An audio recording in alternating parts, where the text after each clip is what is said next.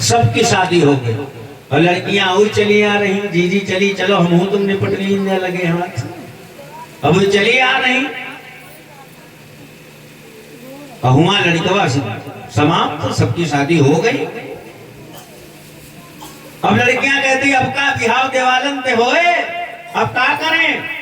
भगवान की तरफ देखा और कहा महाराज मेरा क्या होगा। भगवान कहते चिंता ना करो, द्वापर में हम कृष्ण बन करके आएंगे।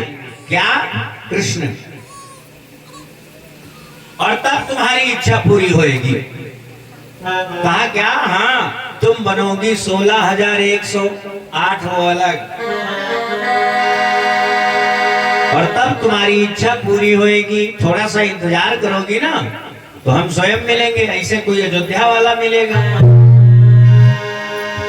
तो लड़कियां कहती महाराज मैं इंतजार करूंगी आपका। ये वही लड़कियां हैं 16,100। बोलिए सच्चिदानंद भगवान की। अब आ जाओ, कुछ लोग कहते हैं 16,100 9.5। विद्वान लोग कहते हैं 9.5। हाँ वो भी ठीक है। पूछो कैसे। क्योंकि भगवान श्री कृष्ण चंद्र जी का विवाह राधा रानी के साथ में हुआ। कब हुआ, कहाँ हुआ। जब भगवान नंद बाबा के वहां हैं तब भांडीर वन में ब्रह्मा जी की मौजूदगी में और नंद बाबा की मौजूदगी में भांडीर वन में श्री राधा रानी के साथ में भगवान श्री कृष्ण चंद्र जी का विवाह हुआ। तो अब कितने विवाह हो गए, 16,109।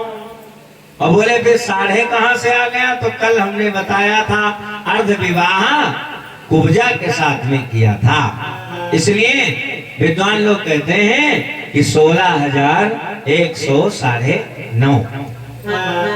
लेकिन यहाँ पर भगवान द्वारिकापुरी में 16,108 ही रानियां हैं।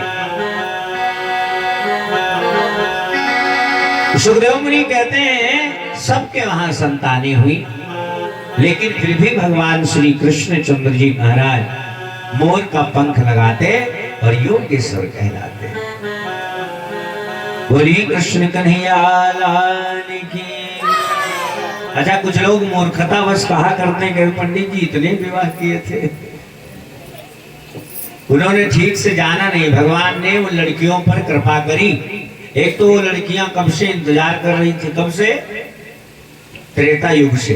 दूसरे उनको कोई संसार में अपनाता नहीं, उनकी पवित्रता पर कौन भरोसा करता, इसलिए भगवान ने उनकी मदद करी।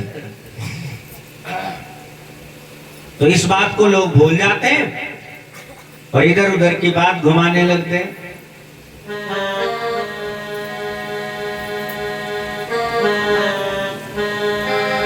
नर नारायण में फर्क क्या है। जो नर ना कर पावे और नारायण कर दे वही नारायण। सुखदेव मुनि कहते हैं भगवान की लीलाएं अपार हैं। बाद में भगवान ने पांडवों की मदद करी। हमने दूसरे दिन की कथा में सुनाया था, पांडवों की विजय हुई, भीष्म पितामह इत्यादि परम धाम को जाते भय। बाद में पांडवों ने यज्ञ किया। भगवान ने कहा जब स्वर्ग में अनहद नाद बजेगा तब तुम्हारा भंडारा पूरा होगा। कहा महाराज कब बजेगा। सबने तो भोजन कर लिया तो पता चला कि एक सुपच बाबा है। सुपच का मतलब जो सूप बनाने वाले, उनको कहते सुपच। सुपच का काम क्या था, जब रास्ते रास्ते जाते थे ना, अगर कहीं गंदगी पड़ी होती थी तो पहले उसको साफ करते और तब आगे जाते। तो सुपच ऋषि को बुलाया, वो भोजन करने के लिए आए। और जब वो भोजन करने के लिए आए तब स्वर्ग में अनहद नाद बजा।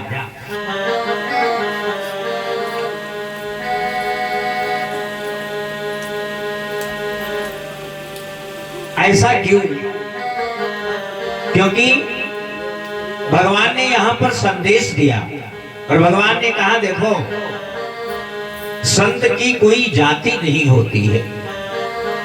क्यों, बोले मोर रूप संतन को जानो, और संत रूप मेरो पहचानो। और चाहे ऐसे समझ लो कि जाति पाति पूछे नहीं कोई, हरि का भजय सो हरि का कोई।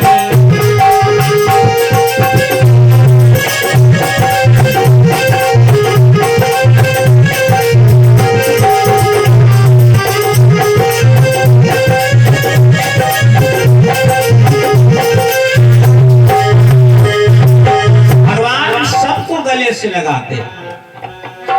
जातियां धर्म है तो जातियां हैं, और यदि जातियां हैं तो मर्यादा है, और यदि मर्यादा है तुम्हारे अंदर तभी संस्कार है, और संस्कार है तो जीवन है, और अगर संस्कार नहीं तो वही मानो जानवर की तरीके से पृथ्वी पर समय व्यतीत कर रहा। आप इतना समझ ले। तो ये सब जातियां मर्यादा के लिए बनी है। भगवान सबको अपनाते हैं। जो भगवान की शरण में जाता है भगवान उसे अपना लेते हैं भैया। इसलिए आप लोग कभी जाति पाति के चक्कर में ना फंसे।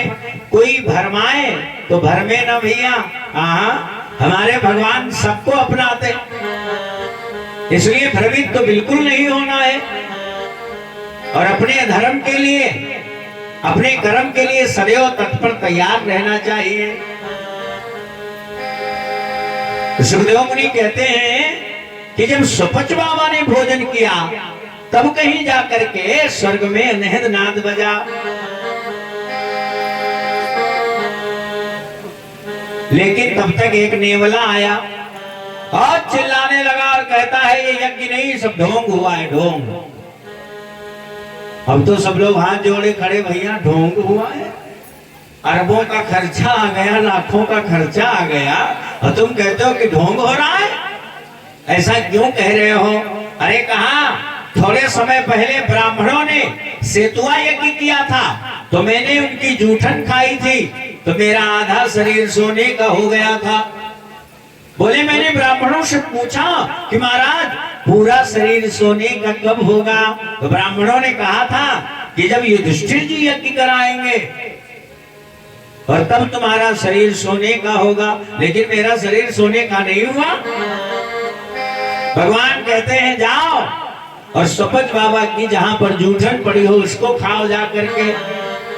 और जैसे ही उसने जूठन का पान किया वैसे ही सारा शरीर सोने का हो जाता है भैया। अच्छा ये भगवान की लीला है, भगवान की माया है और कुछ भी नहीं, ताकि अभिमान ना आने पाए युधिष्ठिर राजा को। भगवान ने अपनी लीला को संवरण किया वहां से, और भगवान द्वारिकापुरी को चल देते हैं यज्ञ पूरा कराने के बाद में।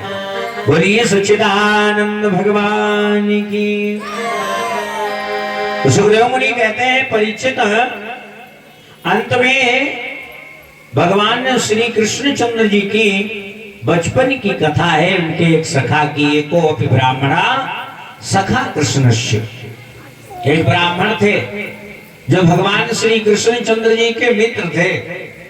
अच्छा, सुदामा जी का नाम भागवत में नहीं आया। एको अपि ब्राह्मणा, एक ब्राह्मण